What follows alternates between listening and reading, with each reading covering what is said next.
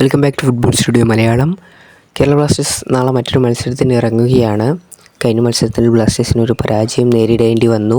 ഈ വർഷത്തെ ആദ്യത്തെ തോൽവിയാണ്. ഈസ്റ്റ് ബംഗാളിനെതിരെ 1-2 ഗോളുടെ പരാജയമാണ് ബ്ലാസ്റ്റേഴ്സ് നേരിട്ടത്. ഏതായാലും ബ്ലാസ്റ്റേഴ്സിൻ്റെ പ്ലേ ഓഫ് സാധ്യതകൾ അതോടുകൂടി ഏകദേശം മങ്ങിയിട്ടുണ്ട്.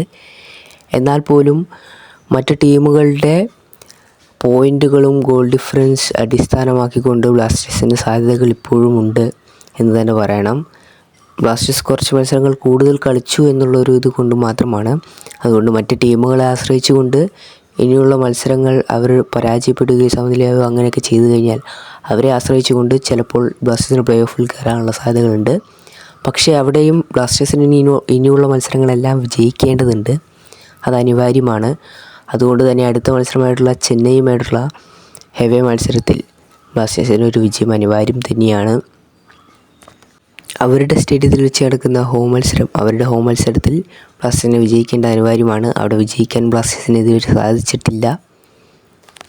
ഫസ്റ്റ് ലെഗിൽ ഇരുവരും ഏറ്റുമുട്ടിയ സമയത്ത് 1-3 ഗോളുകൾക്ക് ബ്ലാസ്റ്റേഴ്സ് ആയിരുന്നു വിജയിച്ചിരുന്നത്.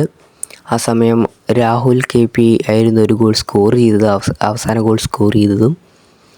ഏതായാലും വിജയം സ്വന്തമാക്കാൻ അവസാന മത്സരത്തിൽ ഇരുവരും ഇറങ്ങുകയാണ്, ഏറ്റുമുട്ടുകയാണ്. അതുപോലെ തന്നെ ഇന്നലെ നടന്ന മത്സരത്തിൽ പഞ്ചാബ് FCക്കെതിരെ 1-2 ഗോളുകൾക്ക് ജംഷഡ്പൂർ വിജയിച്ചിട്ടുണ്ട്. വീഡിയോ വൈൻഡപ്പ് ചെയ്യുകയാണ്. ചാനൽ സബ്സ്ക്രൈബ് ചെയ്തൊക്കെ ബെൽ ബട്ടൺ ഓൾട്ടൊക്കെ ഇഷ്ടപ്പെട്ട ലൈക്ക് ചെയ്യാൻ മറക്കണ്ട. Thanks for watching.